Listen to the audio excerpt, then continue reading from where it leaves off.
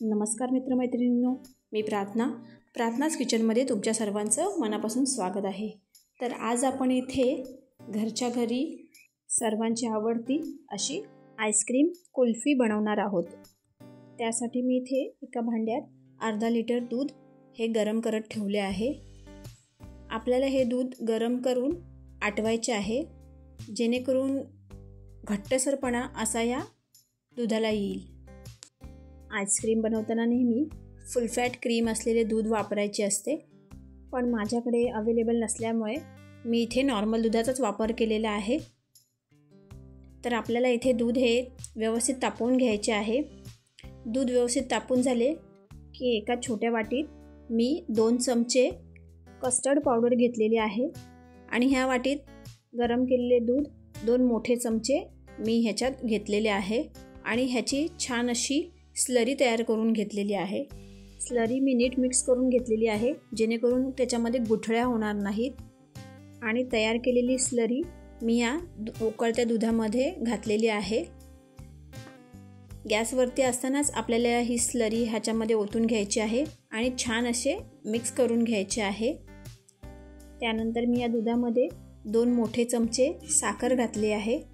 तुम्ही याच्यामध्ये साखरेचे प्रमाण तुम्हाला पाहिजे तर वाढवू शकता। दूध हे तुम्हाला सतत ढवळत राहायचे आहे, जेणेकरून ते खाली लागणार नाही। हे पहा, दूध इथे छान उकळले गेले आहे आणि साखर सुद्धा नीट मिक्स झालेली आहे। एक 5 ते 10 मिनिटांनंतर हे दूध इथे घट्ट व्हायला सुरुवात होईल। हे बघा, तुम्ही पाहू शकता। तुम्हाला हे कंटिन्युअस ढवळत राहायचे आहे, जेणेकरून ते खाली लागणार नाही, याची आपल्याला पुरेपूर काळजी घ्यायची आहे। ही पहा, दुधाची अशी कन्सिस्टन्सी झाली की तुम्हाला इथे गॅस बंद करायचे आहे आणि हे दूध थंड होत ठेवायचे आहे। दूध थंड होईपर्यंत आपण इथे आपली क्रीम फेटून घेऊया। इथे मी फ्रेश क्रीम घेतली आहे। एका भांड्यात मी जवळजवळ 150 ग्रॅम फुल फॅट क्रीम घेतलेली आहे।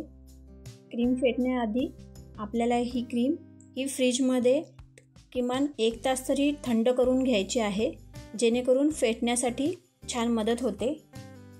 त्याआधी या क्रीममध्ये मी 5 ते 6 थेंब व्हॅनिला एसेन्स घालणार आहे आणि त्यानंतर मी इथे ही क्रीम छान अशी फेटून घेणार आहे। इथे माझ्याकडे इलेक्ट्रिक ब्लेंडर नव्हता, त्याच्यामुळे मी हँड ब्लेंडरने ही क्रीम फेटून घेतलेली आहे। जर तुमच्याकडे इलेक्ट्रिक ब्लेंडर असेल तर तुम्ही त्याच्या साहाय्याने इथे ब्लेंड करून घ्या, कारण की इलेक्ट्रिक ब्लेंडरने छान अशी क्रीम फेटली जाते आणि वेळही खूप कमी लागतो। हे पहा, इथे आपली क्रीम फेटली गेलेली आहे। ही बघा, अशा प्रकारे तुम्ही पाहू शकता। आता आपण इथे जे आपले दूध थंड झालेले आहे ते इथे मिक्सरला फिरवून घेणार आहोत, जेणेकरून काय होईल की थोड्याफार ज्या गुठळ्या असतात त्या इथे स्मॅश होऊन जातील।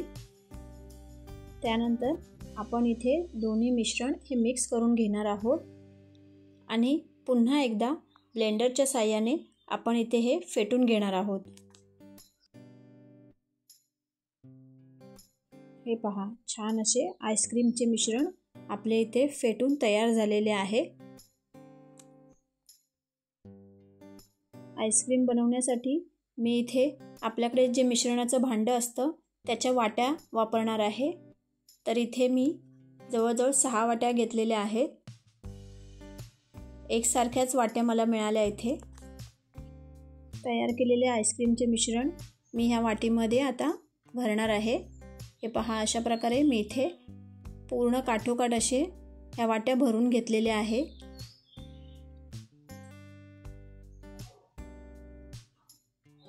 आईस्क्रीम करताना त्याच्यामध्ये बर्फ जमा होऊ नये, त्यासाठी मी इथे आता सिल्वर पेपर यूज करणार आहे। हे पहा, अशा प्रकारे वाट्यांच्या आकाराचा सिल्वर पेपर मी इथे कट करून घेतलेला आहे आणि सिंगल असं प्रत्येक वाटीला मी इथे लावून घेतलेले आहे, जेणेकरून या आईस्क्रीममध्ये बर्फ तयार होणार नाही। हे पहा, सर्व वाट्यांना इथे मी सिल्वर पेपर लावून तयार झालेले आहे। तर आता इथे मी एक एक करून ह्या वाट्यांमध्ये आईस्क्रीमचे स्टिक्स व्यवस्थित असे उभे करणार आहे। तुम्हीही अशा प्रकारे आईस्क्रीमच्या स्टिक्स इथे उभ्या करा, जेणेकरून काढताना आपल्याला बाजारातून आणलेल्या आईस्क्रीमसारखंच फिलिंग येईल। जवळजवळ 5 ते 6 तास आपल्याला इथे हे आईस्क्रीम्स रेफ्रिजरेट करायचे आहेत। 6 तासानंतर मी इथे आईस्क्रीमचे कप्स हे काढून घेतलेले आहे। आता मी यांचे सिल्वर पेपर इथे काढून घेणार आहे।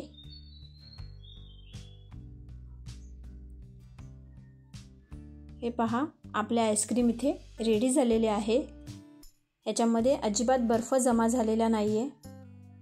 आता आपण एक एक करून हे आईस्क्रीम काढून घेऊया। हलक्या हाताने आपल्याला इथे गोल फिरवून बाहेरच्या बाजूने हे खेचून घ्यायचे आहे। सहजरित्या अगदी हे आईस्क्रीम कुल्फीसारखे तयार होईल। तुम्ही पाहू शकता आपले आईस्क्रीम इथे तयार झालेले आहे।